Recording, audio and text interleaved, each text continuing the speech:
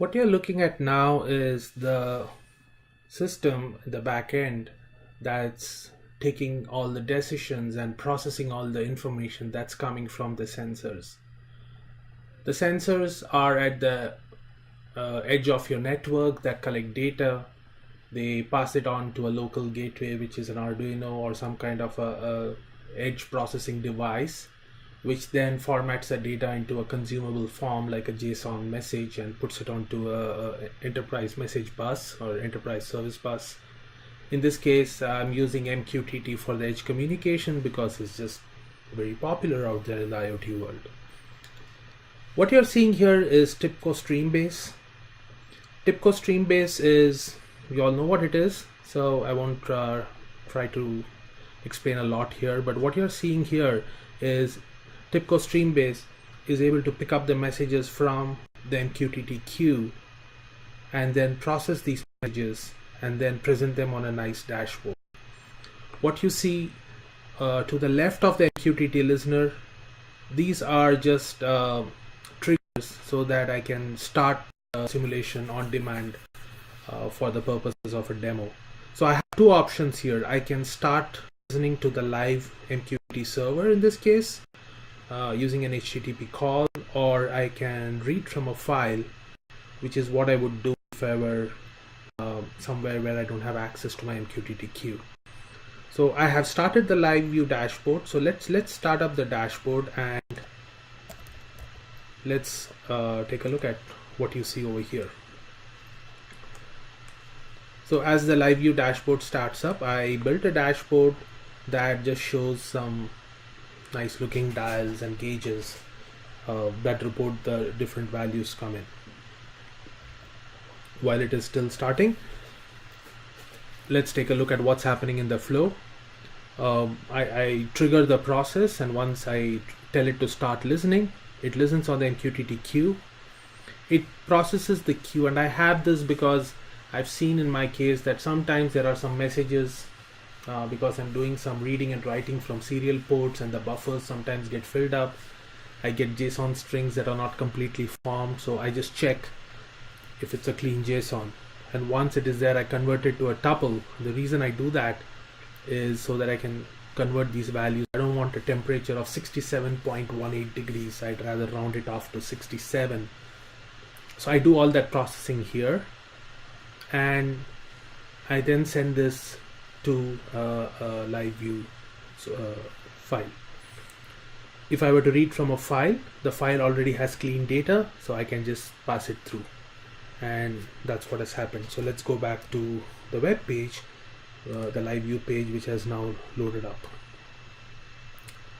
and you see all of these. Let me maximize this, and you see these dashboards that are not currently feeding in data because I have not started the listener. So let me start the listener. Let me say go to, if I can type, and I say MQTT start, and you should start seeing data come into the queue here. Like I said, the data is published every 30 seconds. So about every 30 seconds, you will see an update here, and you start seeing data coming in. So this is from the location in the house. So this is the bedroom. That sensor number 3 has a current temperature of 73. The light level is at 12. Somebody's turned on the light. Over here you see my fish tank. I actually have a temperature sensor that's dipped into the water, the fish tank, so that keeps the temperature, that gives me a readout of the temperature inside the tank. And I will just let this run for a couple of minutes so that you see the value.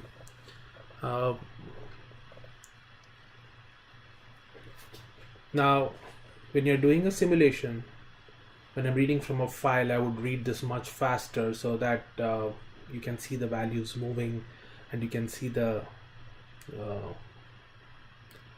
curves and all of that moving. So while we let this run, I'm going to take you back to StreamBase and show you some of the other dashboards that I've built. So if you recall, I had shown you a dashboard earlier, which is a rendering of the house plan with the sensor values and some icons showing the various sensor readouts. So you have the icons on the bottom left which say the temperature, light level, door open or closed, and motion values, and you see the temperatures being reported here. So rather than see this in this form, which looks good for analysis purposes, but for somebody looking at the house, I'm like, it's pretty hard to decipher. It's the same data that is shown here. How is this working?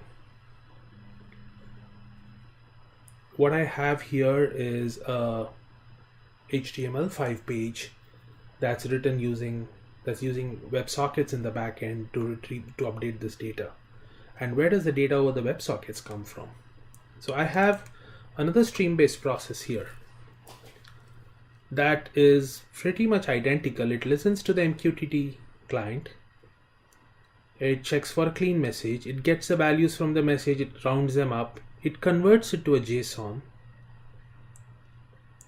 And then I'm using a materialized window and a query to basically combine that with an incoming WebSocket request and sending everything back out into a WebSocket. So what you see over here is this is a WebSocket request, and this is a WebSocket response. So I have just taken the data from MQTT and converted that into, and I'm pushing that out through WebSocket. That's all this does. And because I'm able to do it here, I can then render the page here, and I can show you what's happening over here.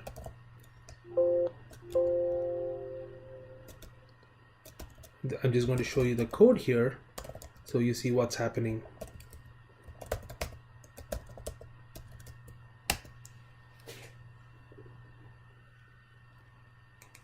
Oh.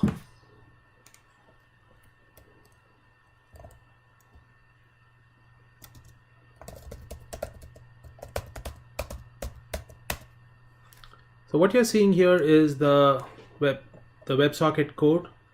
So I open a WebSocket to the server, and I'm basically drawing out all the layouts. I'm actually drawing it, and then I'm plotting the values as they come. So if it is sensor ID 1 and it's a light value, I'm saying if it's sensor ID 1 and it is light, draw it over here where the 19 is. If it is sensor ID 1 and light 2, then draw it here where the 1 is. So for each one of these sensors, I know it's not very efficient, but I drew this by hand, but it gives a very good view of what's happening. And I will show you what happens when I open and close the doors. You will see these icons actually change.